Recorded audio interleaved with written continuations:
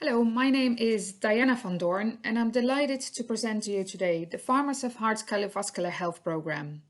I will present the study rationale, the program methodology, results and impact of the program, but my main focus will be on the engagement of farmers with the program. So why farmers' cardiovascular health? International research, specifically from Scandinavia and continental Europe, showed better health outcomes among farmers compared to other occupation groups and the national average. However, Irish farmers, similar to Australian farmers, have been found to be a high risk group for heart disease. Indeed, Irish research by Smith et al. In 2013 showed that farmers in the working age had 7 times higher mortality from heart disease compared to those in salary jobs. And this stark finding was reality for John, a farmer I met during my data collection. When I met him, he told me he recently lost his younger brother, also a farmer, to heart disease, very unexpectedly. And this loss was still very raw for him. What are factors underpinning farmers' cardiovascular health? Farming in Ireland is predominantly a male occupation, with 88% of farm holders and 73% of farm workers being male. Premature mortality from heart disease is higher among men compared to women. And if we're talking about male gender, we're also talking about rural masculinities. But Conor Hammersley's work touched on that. Farmers in Ireland are considered a lower socio-economic group. There's a strong social gradient in heart disease, and for example, premature mortality from heart disease is higher among men in semi-skilled jobs compared to men in other occupations. Farmers tend to have a lower educational attainment compared to other occupation groups and the national average. Rural living and farming occupation, and with rural living we think about the breakdown of our rural Ireland, with younger people moving away and the closure or restructuring of social and health services.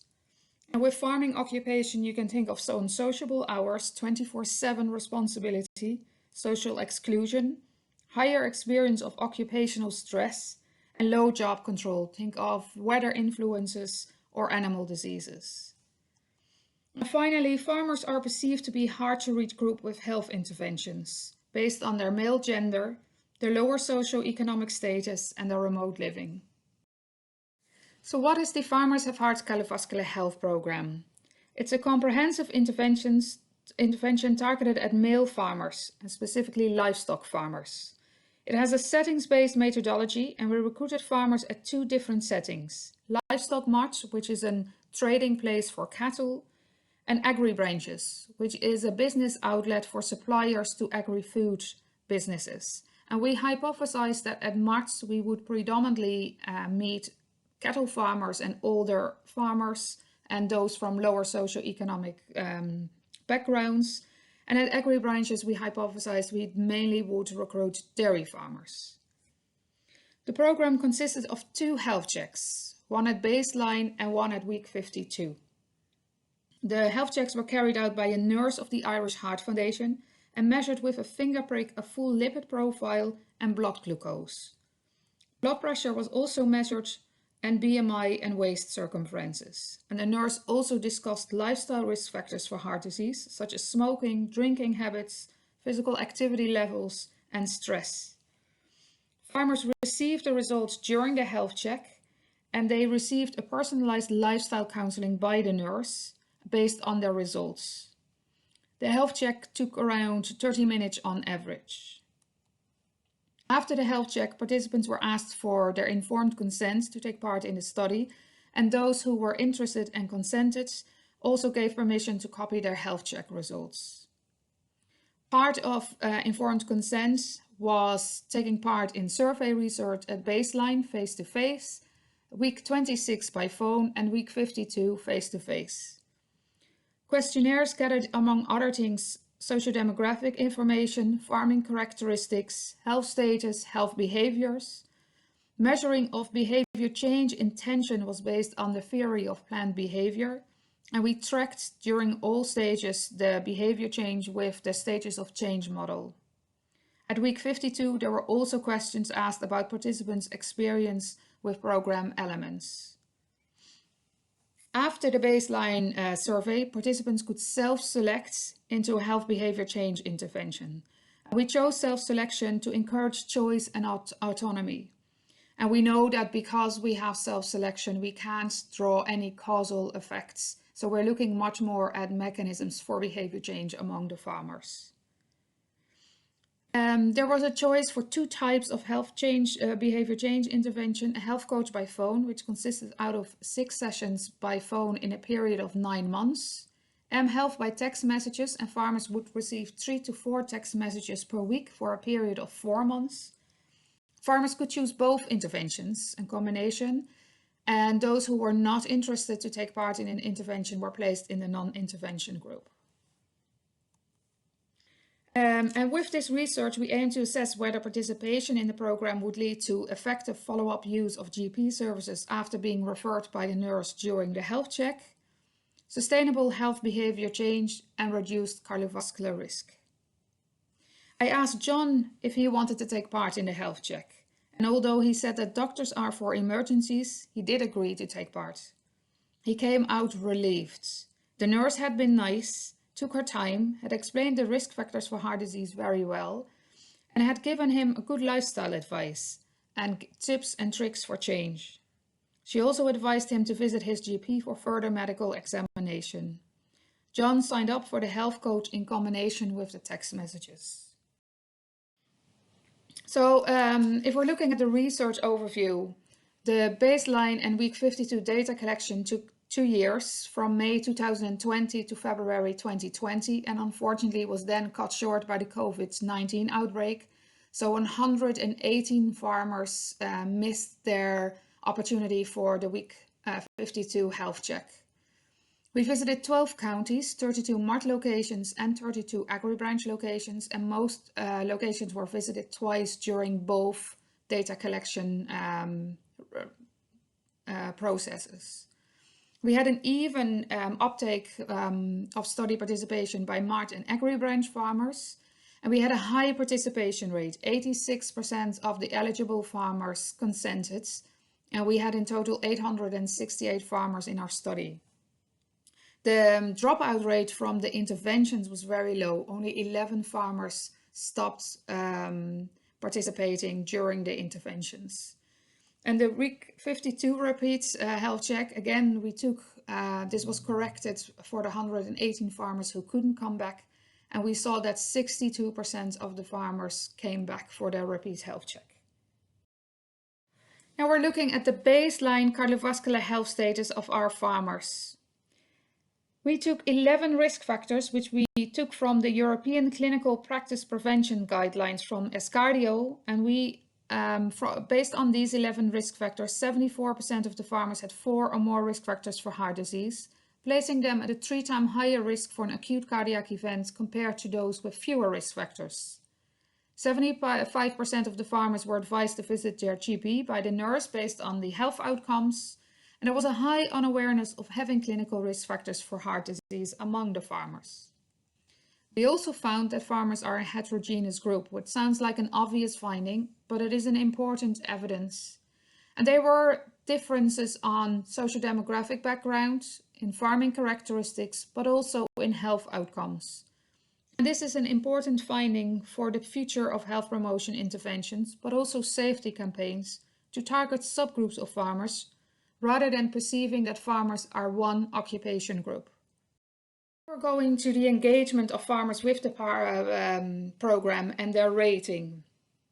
We asked based on a Likert scale of 1 to 5, 1 being poor, 5 being excellent, how they rated the different elements of the program. And we saw that 98% of the farmers rated the health check a 4 or higher, 89% of the health coach participants, 90% of the mHealth. And then we also asked their experience of from the moment that they were recruited to the finish of the program, and 98% farmers rated the program a 4 or higher. So that was overwhelmingly positive. And this finding demonstrates that with the right approach, such as meeting farmers in a place where they have to be or where they feel safe, and respected, like their workplace, the march, the agri branches, where they have relations with their peers. A personal approach by the nurses and the research team, appropriate use of language, a flexible approach, practical, for example, we use the farm as a setting for health behavior change, offering choice, promoting autonomy, and adopting a positive and non-judgmental attitude that farmers will, that they are interested in their health and will participate in a prevention health program. And not only that, they also stick to it.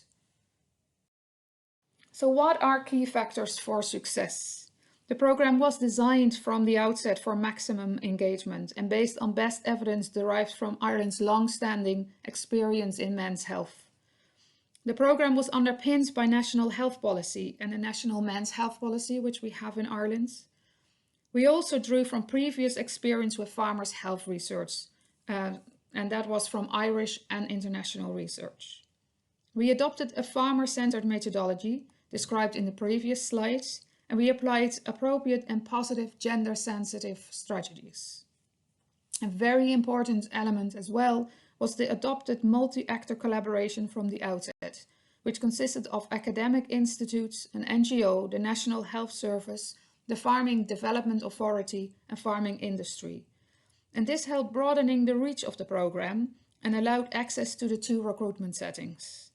The partnership also allowed for research in real-world practice, and we argue that it contributed to program acceptability among the farmers. Now we all want to know how John got on. I met him again at week 52, and he looked healthy and slimmer and happy. He told me that he had follow-up with his GP and is now using prescribed cholesterol-lowering medication.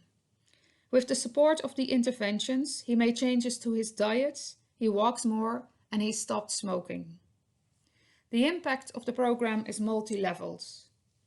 We reach those farmers most at risk for cardiovascular disease and a group which would tend to not engage in traditional health interventions. We directly impacted the health and well-being of the farmers and their families. We encouraged healthy lifestyles by supporting health awareness, leading to increased health knowledge and changes in health practice. The program addressed public health by adopting a primary prevention strategy of early detection and prevention of disease. And I believe the program can play a vital role in rural development by improving farmers' quality of life. John said, "You all showed an interest in me and were concerned for my health. I realized this year, if others care about me, I should start taking more care of myself. What a shame the program stops here." And we are looking to the future of the program, in which we hope to deliver adoption by upscaling, including reaching other farming sectors and other hard-to-reach groups of men, continuing the multi-actor approach and possibly broadening of the partnership, and nationwide rollouts. Program implementation by using the program learnings to inform public and health and agricultural policy, and facilitation of follow-up research to evaluate the implementation of the program. I like to finish this presentation with a short reflection.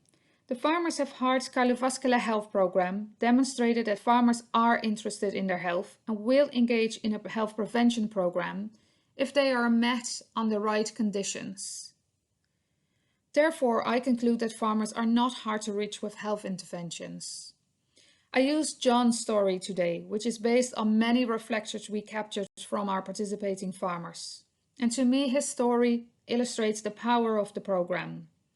With the program, we targeted something that is or should be at the heart of any sustainable farming model, and that is farmers' health. Thank you very much for listening. I'm looking forward to your questions.